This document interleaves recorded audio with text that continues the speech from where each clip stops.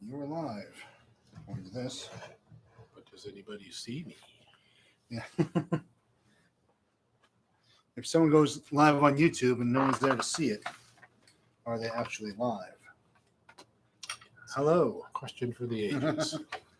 Welcome to the Garrett's Guitars, probably weekly guitar talk. We'll see how it goes. We're going to hang out for a few minutes and wait for some people to join us. The idea is you leave a comment with a question or a topic to talk about in the guitar world, and then we'll talk about it. So, before we get to do that, I guess we'll talk about one of our little topics we've discussed earlier today. One was, I'll get your perspective on this. Actually, well, there's a couple things I've been meaning to ask you on camera. But the thing we were talking about today earlier is heavy bodies, light bodies. Some people, of course, when it comes to Les Pauls, some people, the heavy ones are the good ones. When people talk about Telecasters, the light ones are the best ones. And then there are other people think, no, I had this heavy Telecaster, it was the greatest. So, what is it? Body weight. Somebody online recently said there are Les Pauls that are too heavy, which Yes. that puts a little wrinkle in things. Mine, for example. Yeah. Greg Elliott's Les Paul. Really Greg Elliott has a heavy Les Paul with a Bigsby on it, which adds 2 pounds to anything. Right. To me, the bottom line is personal preference. A light Fender, which is what they traditionally were, and for many years desired because they were light alder. That was the Fender sound. Les Pauls, which were designed to be heavy so they'd have more sustain. Less feedback too, though.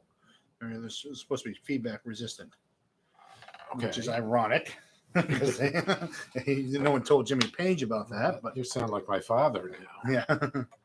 Don't turn your amp up so high; it's distorting. Yeah. So. Yeah. But yeah, now at this point in time, Fender has made heavy guitars, Gibson's made light guitars, other companies have made variations of everything. Whatever you like.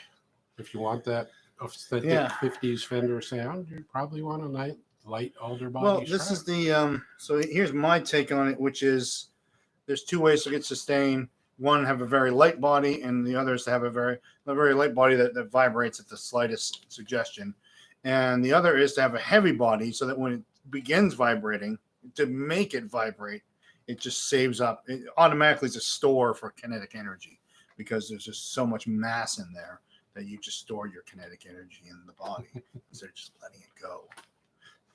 Or you get a compressor. Yeah. Yeah, there's that. And well, that's a compressor pedal. That's a whole episode there. Oh, yeah. So for anyone who's joining us, what we're going to do is just answer questions about guitars. So ask us a question about anything and in the comment section. And we will talk about guitars. It's guitar talk. So yeah, body, because what sparked that today, talking about heavy bodies and light bodies on guitars? Somebody's guitar that was really heavy. Yeah. Now, heavy. There are heavier guitars. Material selection is not quite what it used to be. Materials availability is not quite what it used to be. And just we find heavier guitars. We find Tellys come from Fender that are Les Pauls in disguise. Yeah. Which is kind of cool too, though. Yeah. Yeah, manufacturers seem to have sort of given up the ghost. I mean, Fender still makes some 50s and 60s replicas of Alder that are nice and light, but they went through the 70s was the great time of change where Fender decided they had to have guitars that sustained and sounded more like Les Paul, so Strats got heavier, they had humbuckers. Gibson decided, we should have guitars that sound like Fenders. So the chambered bodies and P90s and whatever. They're like, just you do great light guitars. You do great heavy guitars. Stick with that. Yeah. Speaking of which, we have the Lead 3 up there, which was Fender's attempt at making something Les Paul-like. Right. Gibson scale length and 2 humbuckers. Right. All right. They were just different. Yeah. The other thing that popped in my mind today that I thought we should talk about, what was that? I said that earlier too. I don't know. Yeah. We didn't talk much about what to talk about today. No. Usually, just these topics usually just kind of. Well, hopefully, we're hoping you out there watching will ask a question. No one's asked any questions yet, so that will give us some focus. Well, it took about 20 minutes last week. Last week, yeah, Get the ball rolling. Yeah. So people got to show up, start watching, and then send in some questions. We're seeing a lot of fret sprout again today. We talked about that last week, but I'll just mention it again. Yep.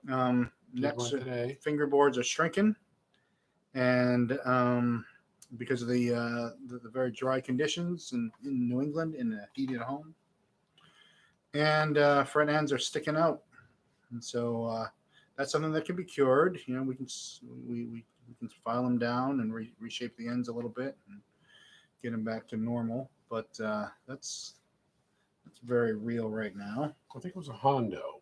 I remember getting a brand new Strat. This was in the 80s at the Guitar Warehouse. Opened up the box. Somehow I grabbed the neck and slid my hand along it. Blood or whatever. All 4 fingers of my thumb. Oh, what? Fret ends were sticking way out. That's what. Yeah. Wow, this happens. Yeah. And it hurts. Well, you know, with that first Hondo's the first generation of economically made Asian guitars that were specifically cheap.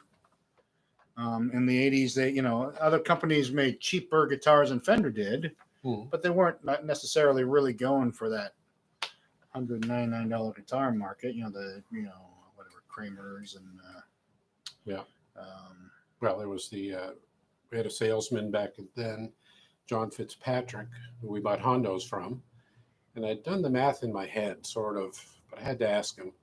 So I said, John, we're selling these guitars at Hondo Telly, say, for $89, brand new. We paid $49 for it. How does it happen? He said, well, yeah, I know. I mean, we bought it from a distributor in Los Angeles for $29. And he bought it from the factory for about $15. And it had to come over on a boat. Wait a minute. $15. That buys a pick guard, set of strings, not a whole lot else, maybe a couple of knobs. So they were leaving the factory for almost nothing. Yeah, and that's kind of happening, not on that scale, but still, there's $199 guitars all the time coming from, especially the Fender Squire Affinity thing. They make them, they put them on a boat, send them over here, ship them all over the place. It's kind of amazing, but it's still happening. Here's something that this goes through. So also, I do a once a week. I try to do at least a once a week video for the store where I just talk about something. And your name came up this week in this week's episode because I was talking about short scale basses. And whenever I start to talk about short scale basses, Gary talks about how he doesn't like short scale basses. My wife told me about this video. Oh yeah, did she? Mark mentioned your name in the video about short scale basses. Yeah, what's that? Like, no. Yeah, I do have something to say about that. Yeah. So I was talking about Dan Electros, Hofners. We had a short scale Fender out. We had I was just talking about the differences. Gary's the kind of guy you play Fender scale length, and that's it. Right? Yeah. Well, I do have the story. Okay. Of after many years of playing a Fender bass, I picked up a Dan Electro at a pawn shop for $40, and it was fun. I loved it. Played it. Finally, I decided I'm taking it to a gig. The second set, I get out the Dan Electro, and I start playing. I get about halfway through the song. The drummer, Marc, wherever you are, takes his drumstick, stabs me in the back. He said, "Will you put that bass away?" I think there was an F word. Well, yeah, I added put that. Yeah, right. Put that bass away and play your Fender. Okay. And I got it. I mean, there was not much bass in the bass. But this Yeah. goes back to, and this is what I was talking about in the video a little bit. That's back when you had a 50-watt bass amp, and the band had a 100-watt PA, and you just had to make as much sound possible. Your bass itself had to make as much sound to make your amp push your amp harder, to push the bass frequencies harder. And I think, and so my perspective on that is that's just not something that's as necessary now. You can take a short scale bass and crank the low end on I don't hear it. it. I've tried. All right. And I had an SVT. No, I had a B15 in 1970, and that's still the best sounding bass amp ever. So, Well, Peter Meyer says hi. hi, Peter. He's Thanks for joining us. yeah. We should have Peter Meyer come on as a guest. Yes, Peter is a maestro. Yeah, he's a guitar maker and repair person in the North Shore area. William Morgan's on, and he says, always want a Les Paul with a Bigsby. What are your thoughts? I'm putting one on my 1978 Les Paul STD I bought in 1979. First thought is you should have bought it with a Bigsby. Drilling holes in it Yeah. is going to affect the value. But Now, do they make so we actually happen to, I don't know if you can see the this. Vibromate. Yeah, you can see it right there. That Bigsby, that Fender with the Bigsby right in back of us.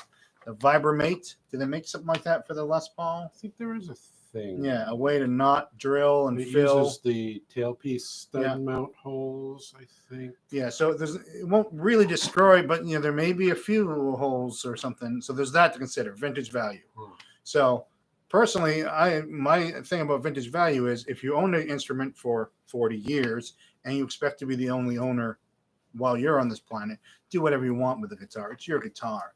And other people after you're long gone can complain about it, which people do. But your guitar, do what you will. So we talked about Greg Elliott having a Bigsby on his Les Paul. It's pretty cool. We have a Gretsch Duo Jet, no, it's a regular jet, Gretsch Jet that has a Bigsby on it here in the store right now. So it's Les Paul E. Sounds great. The Bigsby is super fun. I got a Bigsby on a Gretsch. I think it's super fun. It's a real different tremolo experience. So I say go for it. But it's certainly the best choice for Les Paul. But make sure, for a tremolo on a Les Paul, it's got to be a Bigsby. But make sure you get a real Bigsby, not a licensed Bigsby. They are different. The other thing is adding all that mass, that metallic mass to your guitar, changes your tone. It really does. If you put that arm back and not use it, it still changes things. Yeah. See what's going on. Oh, someone says that they have a Vibromate on their Les Paul. So yes, There is such a a Vibromate exists for the Les Paul. Thank you, Daniel Dorian. So go for it. Although the Vibromate costs a bit more money too, as much as the Bigsby does. Yeah, it's most. a couple $100 or something. Yeah, but By the time you get on. it works It's well. pretty cool. Yeah. If you don't know what we're talking about, it's this thing that can use your existing holes, and the Bigsby attaches to it, and no additional holes are drilled, and that's great for your guitar. It's a value. Plus, you get that you get a little more metallic mass, which on a Les Paul will make it heavier, but You can get more sustain. Maybe. yeah, you'll get even more sustain. Reminds me of, I think it was called the Fathead. Does anybody remember Oh that? yeah, the Fathead. Groove Tube, I think, made it. No. It was some odd. The last place you'd think Yeah. Oh yeah. It was someone who yeah. Mesa Boogie, I forget. Maybe it's Hip Shot. No? Maybe it was a heavy metal strip that fit in the back of your headstock with holes in it. So you took your tuners off, and the tuners sort of held it in place. And it's how when you put your headstock on a table and you hit it, it sounds like there's reverb and it's twice as loud. It sort of sounded like that. Yeah, adding mass to the headstock. Yeah, that Right. is. Of course, your neck was all of a sudden not quite as balanced, but Yeah. Well, that's the other thing along those lines, and we'll talk about this for a second. It's a good little topic. The Badass Bass Bridge. What do you think about that? why? So this is, for those of you who don't know, the Badass Bass Bridge was a little innovation that everyone had to have in the 80s. It was a Fender bass bridge, it fitting your existing fender base bridge holes. And so you could just swap it right off, and it was 3 times more massive. It was just a big big heavy piece of something, and they do have an effect. So that's the why. But We decided it adds more sustain, but it's a tone sink. mhm. Okay, so you want to give up some of your P bass tone to get a little more sustain on bass? Why? We want Yeah. the tone. A lot of people do that, and I have a badass on one of my basses. It came with it. It's a ridiculous. I think it's a Stag or something. Hmm. And so it's a bass that someone decided. So people sometimes buy a cheap Asian made instrument and they do as many modifications as they can, and maybe over time, just to nicen it up. And they end up spending what they would have spent on a Fender, putting better pickups and a better bridge.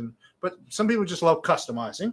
It's just kind of fun. It's like, but so this bass, I attribute something cool to it. Now, because it's an inexpensive bass, the toned wood body situation I probably didn't lose any tone. If it had any. Yeah, To begin with. and the bridge that was originally on there probably wasn't that good mechanically. So, all right, the Towner solution. Well, here we go. Daniel again says, he's talking to Bill Morgan there about the Towner solution. So it's another kind of Vibramate thing. So Google that. You're all sitting in front of a computer, so you should Google that. Don't know that one. No, don't Google that. Stay here and watch this thing because we. So by the way, in case you're just joining us, feel free to ask any question in the comments, and we'll try to talk about it and help that to steer our conversation, and hopefully enlighten you with some information. John Webb says, since the pandemic, I haven't been using my deluxe reverb amp very often, and instead just my little practice amp around the house. Is it bad not to use it for an extended period of time?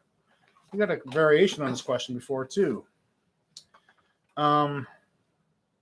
It's bad not to use it for a year.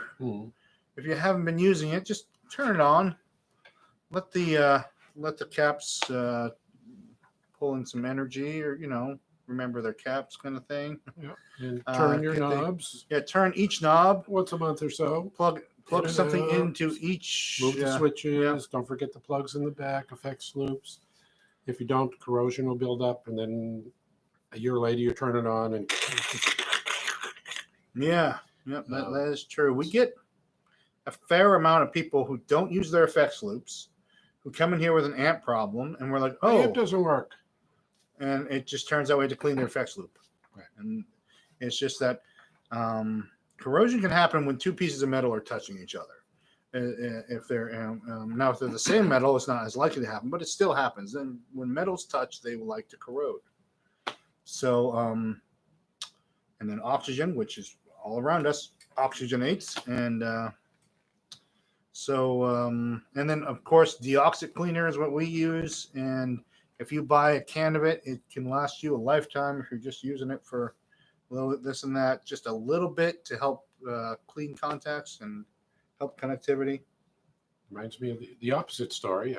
Kent came in with my B15 needs a transformer. Oh, what happened? Oh, I left it on. Oh, yeah. Oh, that's too bad. How long was it on? Oh, like a month. Oh. Transformer went after a month. It was heating the house, though. Hopefully it was in the winter. And because a B15 can give off quite a bit of heat.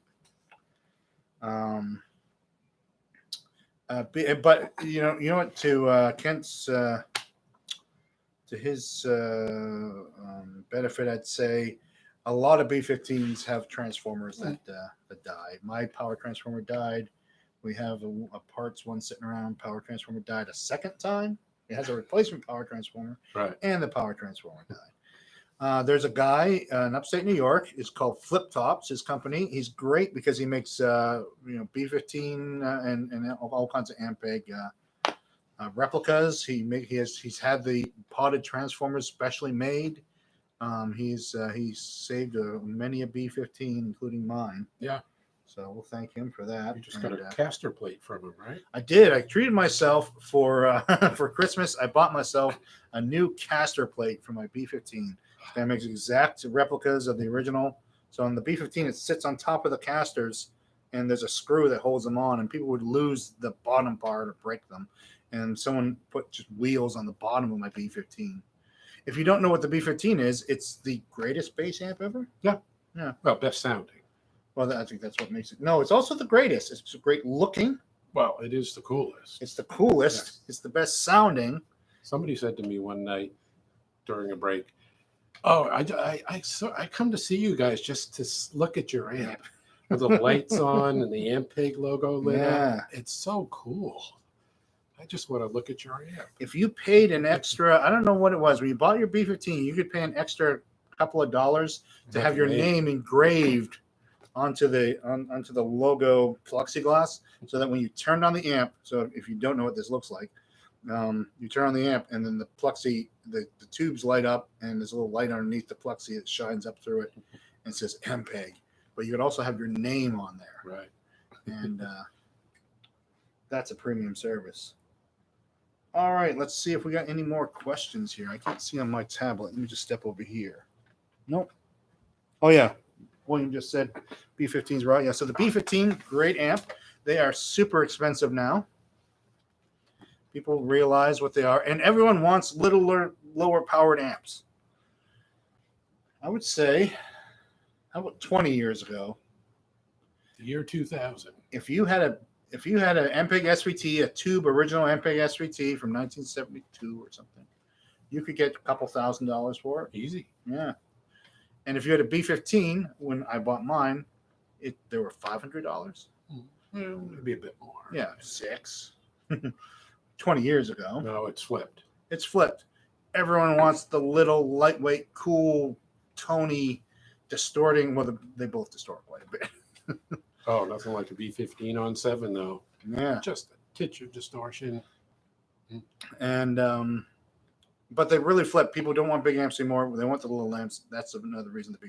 So the B-15s have come out of reach. What I will say is, I have the Ampeg Gemini, which is the guitar version of the B-15. It's got a 15-inch speaker. Right. That I think maybe the 6 V6s. I thought that might be.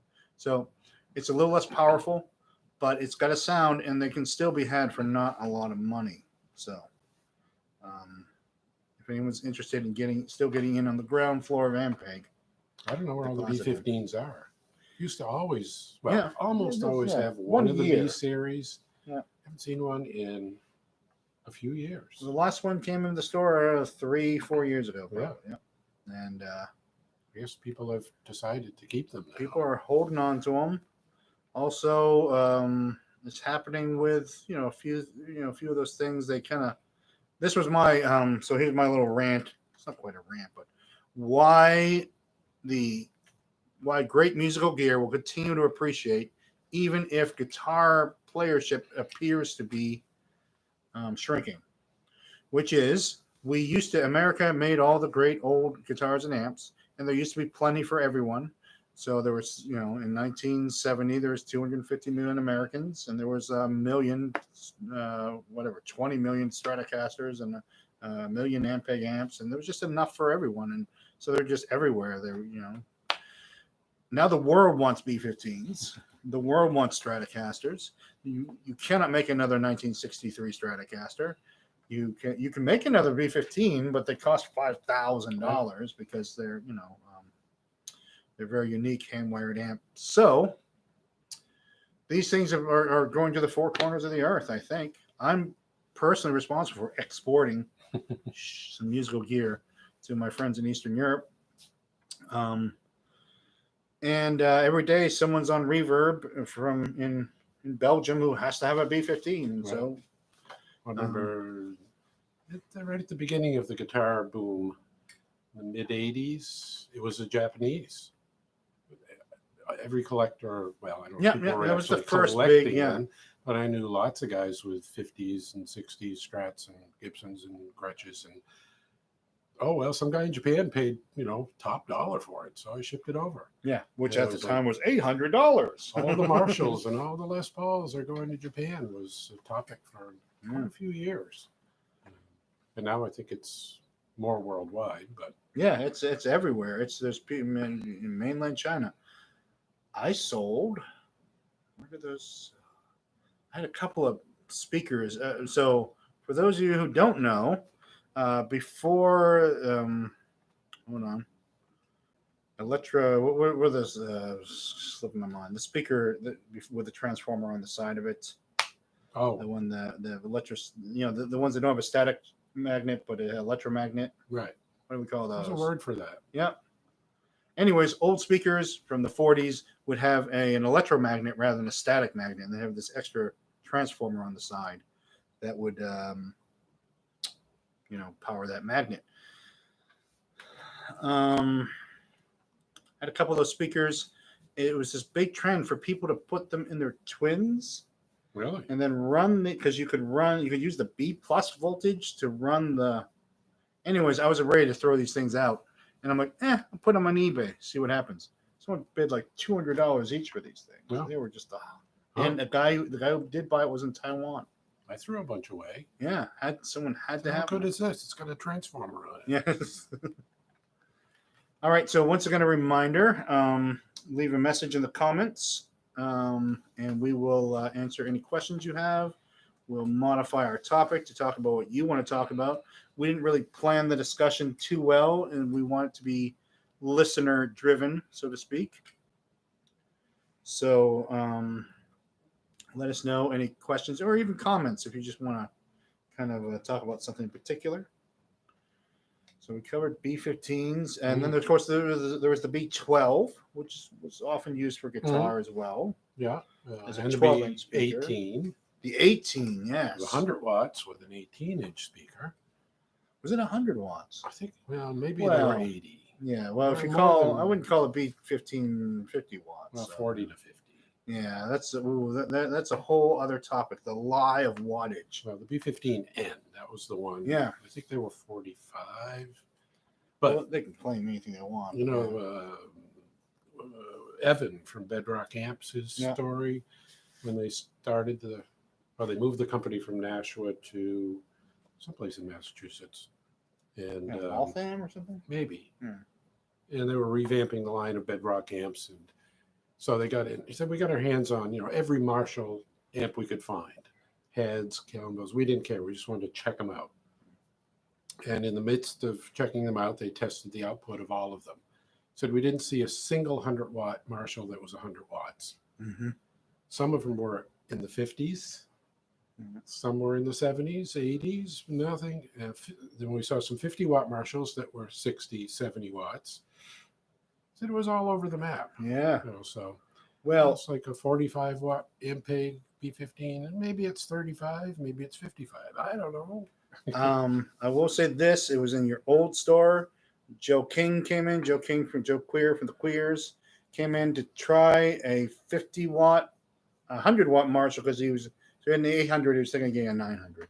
And so there's two, an 800 and a 900 plugged in his guitar. He plugs in the 800, no, he plugs in the 900, which is the higher wattage amplifier. Then he plugs in the 800, and it is twice as loud at half the wattage. Yeah. There's also, For a while there, I got a 50-watt, but it's a loud one. Yeah, but it's also like perceived loudness, I think, too. There's just like how stuffed full the waveforms are or whatever, that just like that thing is the loudest thing. Like guitars on the walls were jumping off hangers and stuff. Like it shook everything at half the wattage. I have a Fender Twin, which Paul and I put on to measure the wattage just to see, to do a little health check on it too. And so we did a wattage measurement on my Fender Twin, and it on his scope, it came out to be nearly 130 watts, 120. And it wasn't the Evil Twin, right? No, it's not the Twin, which is Evil Twin's bad. It's just a 70s Twin. Yeah, and so it should be, because 46L6s, in my book, that's 80 watts at the most.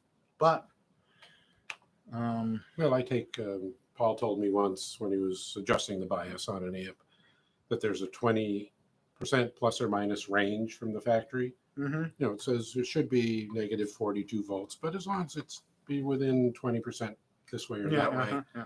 So I think, well, maybe that applies to everything. As long Yeah. as it's within this range, it's fine. Nothing's going to happen. It might sound different. Yeah. But guitar amps aren't high tech. Not the good ones. Well, they shouldn't be high tech. No, you know what? This is, I will say this. This is another, so our little yin yang thing here is Gary's the grumpy dude who wants everything the way it used to be. And I'm a vintage guy too, but so when the Fender rep said, "Oh, you got to try one of these new Tonemaster amps," I was like, "No thanks." She goes, "No, you got to try." Like we ordered one because on a strong recommendation.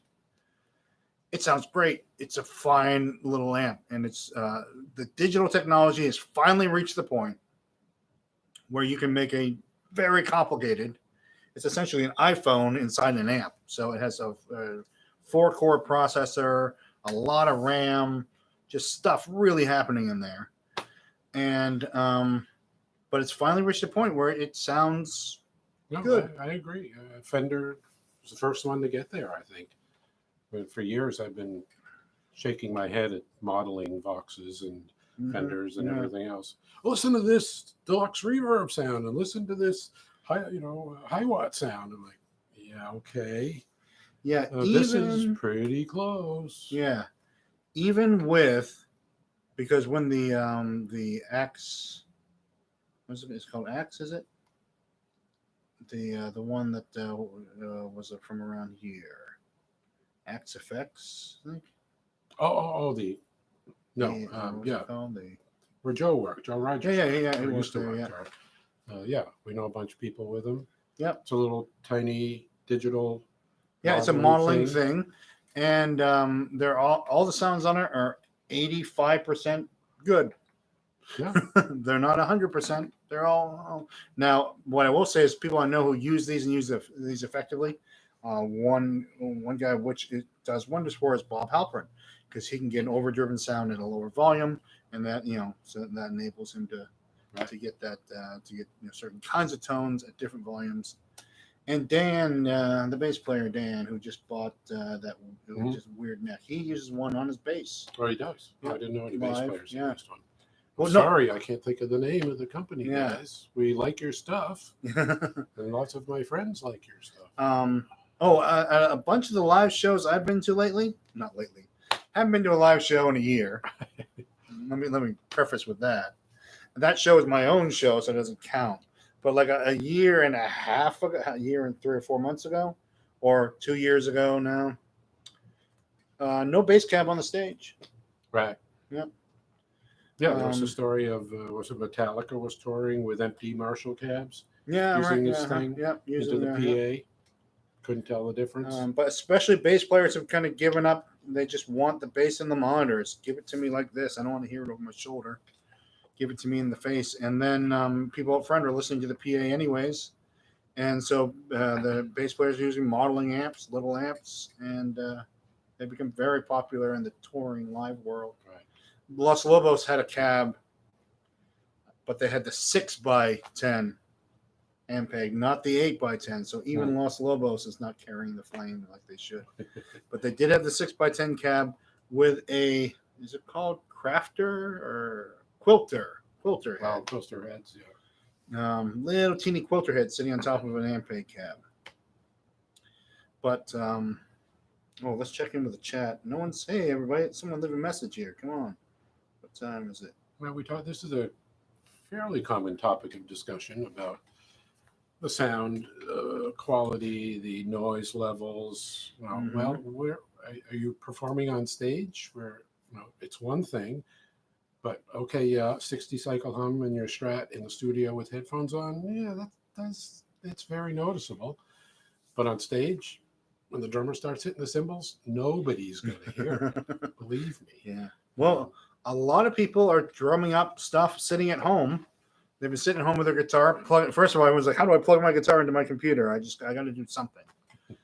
And so they came in looking for interfaces and advice on that. And now people are coming in going like, I think my guitar is humming. Yeah, there's something wrong with my guitar.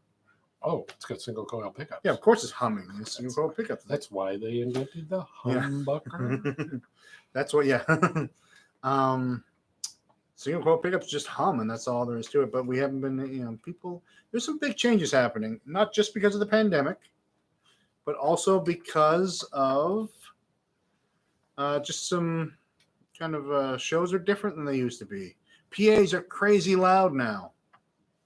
So you don't need the amp over your shoulder. It doesn't have to go to the back of the room anymore because they're always miking up everything at gigs. So you show up at the gig, they have a house PA, it's crazy loud, or even your own PA. It used to be, of course, okay, the Shure Vocal Smasher, the first PA, really. First portable PA. Well, there were Voice of the Theater cabs with humongous horns. Yeah, this one was, and that was 100 watts. Right? Yeah. That's Boy, what a PA was. Bad. Yeah. Although one night, what did we blow? We blew something up, and we blew some speakers. So there was a set of Vocal Smashers sitting on, plugged into there. It was okay. Yeah. With decent power. Yeah, right. Yeah, there's that. The amplifier was kind of rough. A few 100 watts to push them. Yeah. Okay. But so people aren't looking for, by the way, and I might have mentioned this before as well, if you have a big amp and you think you might sell it someday, sell it now. Big amps are out of style. Everyone's looking for 10 watt, 15 watt, 12 watt. I need a loud amp, like 30 watts. Yeah.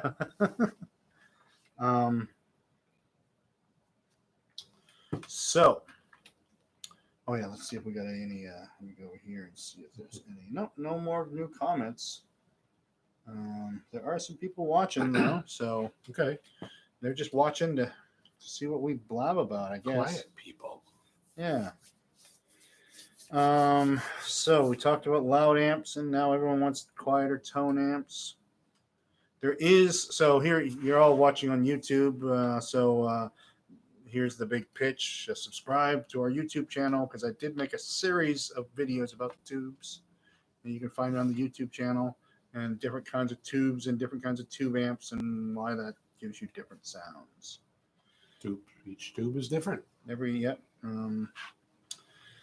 So 6L6s versus 6V6s versus EL84s. That's the big thing now. EL84s. The most popular amp we sell is Fender Blues Jr. Fender Blues Jr. Everyone's going to have a Blues Jr. Used, they might last a couple of days, and we get them new, but we don't have a new one in the store right now. They're on back order for months now. We're lucky we had people driving up from Boston to buy Blues Juniors from us this summer because we had them and other stores didn't. It's the most popular amp. Now we got a Pro Junior, and I love the Pro Junior. Don't get me started on the Pro Junior. But what I'll say about the Blues Junior is EL84 tubes. Fender never used EL84 tubes before that. Yeah. Everyone called it a Vox tube. That's why we call them EL84s, because they're actually, in the American number for it is 6BQ5, is it? No, 6 CA7. No. CA7. 6BQ. No, that's a preamp tube. 6 CA7, right. Although someone Google it and then put it in the comments. 6 CA7 CL34. Oh, yeah. No, that's you got that right. So 6. The American. I forget. Anyways. Rare tube. It has an American number, just like a 6L6. It has a 6 something in it. Right. But we always call it by the European name, the EL84, because that's just because they came in boxes, and that was about it. And but they work well in a low wattage pair. 2 of them give you 15 watts ish.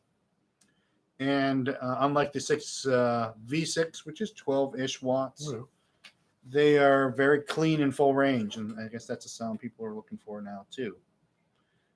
They're more, I actually have them in a hi-fi stereo at home. They're kind of they're like the EL84, but also a little more hi-fi. 6L6 is a little grittier just from the get-go, I think, a little overtones. What's your favorite amp, Gary? Favorite amp of all time? Well, other than the B15, which is The the greatest, B15? Greatest bass amp. What's Uh, your favorite guitar amp of all oh, time? What's well, the guitar amp that you? that I've heard? owned? Deluxe Reverb, probably. Yeah. Well, Princeton is fine. Deluxes are pretty hot right now, and so are Princeton's. I know. I remember What's the that? one I still have. The 1948 Gretsch Electromatic. Oh yeah, That's the best sounding amp I ever had. it is the coolest looking Yeah, guitar amp. Tweed. I'd say, yeah, Came with a lap steel, which I never saw, but yeah. this big. It's the one you kept too. You Yeah. sold everything else. Yeah. Well, we used to have an annual 5-watt tube amp competition. Yeah. With 10 or 12 here, and then somebody might bring one in. We pull them down, dust them off, make sure everything works, and then play through them. And many years the Gretsch won. I remember there was an Epiphone Pathfinder, pacemaker, Yeah. Yeah. whichever the little one is. That won a couple Pathfinder, I of think, times. yeah. There was a little Supro that won, but the Gretsch, Yeah. that was you put it on 10, and that's it. Mhm. There's no better sound. We got a comment here from Michael. Are those Fender Toemaster amps been selling? So have they been selling? Yeah. Seems like we get a twin, and then we get a deluxe. Yeah, and then sometimes we get the and then we twin. get a I always make deluxe. sure we get one in the store. The deluxes are more popular. The twin sounds like a twin. I mean, it weighs a quarter of what a twin 26 weighs. pounds or something. Yeah, it's the heavier Toemaster amp. So the deluxe we pretty much try to keep in stock because that's also the when someone's been trying out a guitar for 10 minutes, you can be like, oh, by the way, that's a digital amp you're plugged into. And just like, whoa, just blow their mind a little bit. So that's mostly why it's here. Yeah, they sell, but not like Blues Junior sell. People are reluctant to trust the digital technology, and I can believe you. I feel that. The word motherboard and guitar amplifier. Yeah. It's a tough marriage. Yeah. Now, but I will say this, and this is my my pitch on the Toemaster is I play piano and organ. I never really owned a digital keyboard until I got a Nord. Nord did what no one else did. So all the other companies are like, you got 200 sounds and you bring all these buttons and sequencers.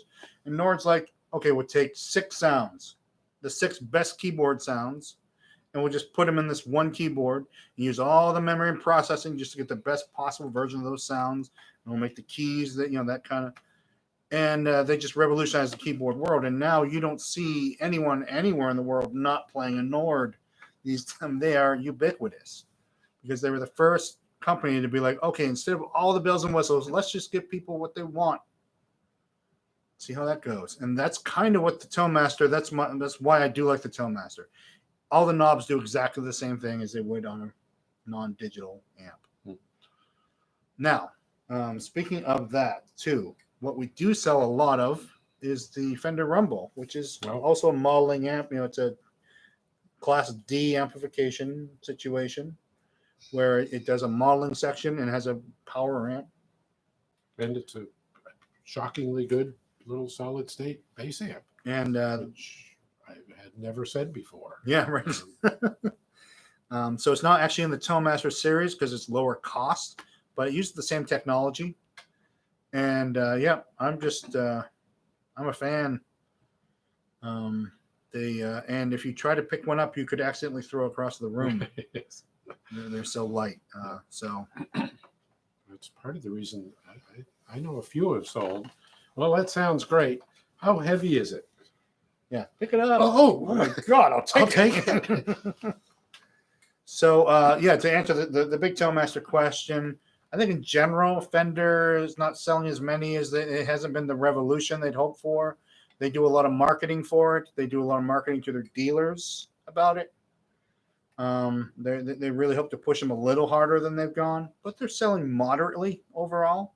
We're selling them in the store, and people getting them are happy with them. They just, I just want something that just works. I don't want to worry about, because here's the other thing. all those great old amps are at the end of they are beyond the end of their planned life cycle. They were made to last 20 years, maybe 30, maybe 40. Now we're talking about 50 years out of an amp. Well, except Ampegs. They were made to last forever. Forever. They were built like tanks, except they still broke. But Yeah. So there is the worry-free thing. Now, if you do have a problem, for example, I had a problem with my Nord, I just had to replace the motherboard, which it was 4 screws and a multi-connector, but it was hundreds of dollars. Yeah, You know, it wasn't cheap like that. But we haven't heard of a Towmaster failing yet, so that's good news. Yeah. But Well, the pandemic comes into play we've noticed guitar sales have been brisk, Yeah. But amp sales have been not. And I think it's because, who buys good guitar amps? Professional musicians. What are they doing right now? starving? Yeah. They don't need a new guitar amp. They might need the guitar fixed or something, but so I think we're in the market for something like the Tone Master will come, I think. Yeah, and then there's musicians get back to work. Yeah, and then there is the new generation who just don't even understand the difference. They live in a digital world. They grew up in a digital world. Digital's good, right? That means it's not going to break. My phone's digital. Yeah, that's what they said about solid state guitar amps in 1971. That's true. These are much more reliable. And now, after how many years have I been working with an amp repairman? 40, 35. We fix way more solid state amps than we do tube amps. And tube amps frequently, 2 new tubes. Yeah, change it to yeah. You're out of here. Every Fender, DeVille, Blues series amp, the Blues Junior, the DeVille, the Deluxe, they all need to be resoldered once. Right. They will all they're soldered by computers. The solder goes on them. Soldering. Yeah, whatever. Yeah. And so they all need to get touched up after 10 to 20 years, I guess some are 20 years old by now, but 10 years at least. We get a lot of them coming in, but it's just it's no surprise. Oh, it's one of those. What'd you do to that amp? Oh, I just resoldered everything. I just did everything. And now it's good for probably 50 years. Yeah. So there's that as far as tube amp repairs. But yeah, tube amps, if made right, are easier to work on. Yeah. Because you look in there and okay, you need schematics, but especially if it's point-to-point wiring, you can go. Yeah, sometimes you don't even need the schematic. This wire broke. Yeah. Let's solder it back together. Yeah. All right, folks. Let's any more questions here? So class is almost out of session. So any questions, speak now or come back next week because we'll start to wrap it up pretty soon. So there are people out there, they're just not asking questions. But that's okay too. We appreciate you watching. Yes. So once again, we're going to try and do this once a weekish. Once a week we'll try for. We're going to try and build it up a bit, get it a little more exciting with the at least with the viewership, and market it a little bit, and then also try to use this tying in with our regular YouTube stuff and our Instagram, and just having that connection to the customers. We've always had a connection with the customers, but this is the 21st century connection. Perhaps we should invite viewers to suggest a topic. Yeah, you can also suggest topics. Or just leave it for the day. Yeah. If you are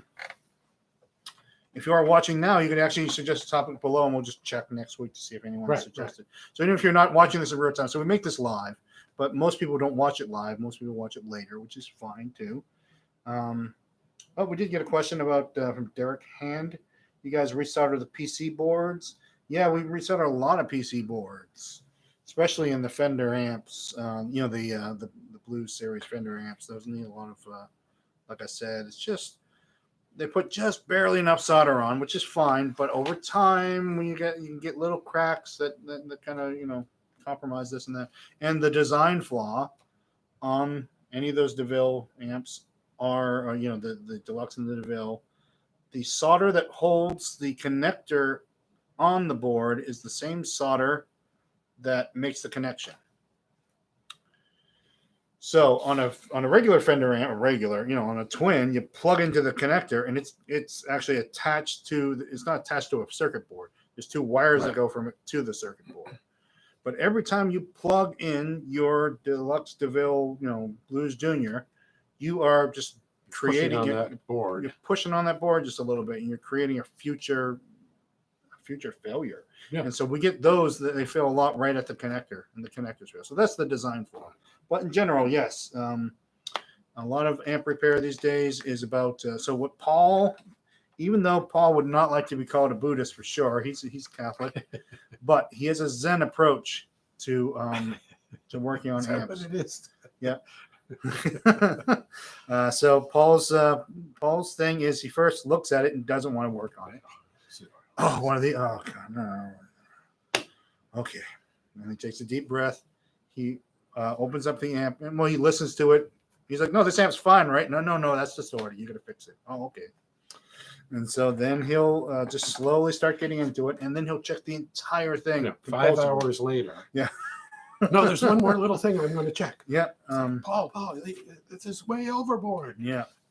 He really gets into that like holistic guitar amp. Well, he approach. When did he started working here in the 20 years? Oh, no, mid-90s. Late 90s. He When was, Marc he was left, here on the yeah. store. Anyways, on the old store. Yeah, he came from Montgomery Ward, where he fixed TVs, camcorders, VCRs, you name it. So Yeah. he was light years ahead of us in digital motherboards, solid state stuff. But he wanted to learn about tubes, and I said, well, this is where the guitar is. That's where you have to learn about tubes. And it wasn't that hard of a transition either, because of the he did have an education in so he's like, oh well, that's the emitter. I was like, okay, well, you can call it an emitter if you want, but it's the grid. I'll also say about that is what that just flashing out of my mind. Paul working on the tube amps. Something about an emitter? No, that's the done with that. Yeah. So his Zen approach to working on the tube amp, I guess that was so he learned tube amps with us. He's been here for 20 something years now. 20, maybe 25. 20 close. Yeah. And so we hope he stays for a good long time, because a lot of people just insist on having him work on stuff. I think it's because of that approach. He doesn't go overboard and fix stuff, He doesn't like, oh, I recapped your whole amp. No, and it doesn't. But he just really makes sure the amp is ready to go on its way out. And not many ever come back. Yeah. Oh, that's what I wanted to mention. That's how he's even better than most tube amp guys at soldering a circuit board with. He can solder on a two-sided circuit board. He had to fix some kind of godforsaken PA from PV. One of those recent things that has had this big chip on it that did absolutely everything. He took it home because he had to use his microscope to solder this thing in. And it probably had 32 legs or whatever, just one of those chips with legs and all around it. Put the whole board in the Put the entire thing underneath this scientific microscope he has. And he did it. So. All right. It's all that breathing all those solder fumes. It gets to you. Yeah. Look at you. Yeah. You've been breathing solder pretty consistently for 40-something years. Yeah, something like daily. That. Well, not every day. Yeah. And I always joke that Gary's the healthiest chain smoker I know. Gary still smokes daily. Chain smoke. You smoke often. Not chain smoke. You did put one down for a while, but you smoke throughout the day. But he's a vegetarian. It's all about balance. Yep. He'll roof your house if he'll roof his own house. So yeah, you can breathe solder all the time. You can smoke, but you got to be a vegetarian. Right. We'll see. Check back in about 15 years. I'll tell you how that works. Yeah. All right. So I guess it's time for the wrap it up. Thanks again for watching. Yeah. And once again, you can leave, if you're watching this not in real time, leave some comments and questions anyways, and we'll get back to it next week. And come join us again next Wednesday at 6 o'clock. Go to YouTube and Instagram and subscribe and like and all that stuff. And thanks again for watching.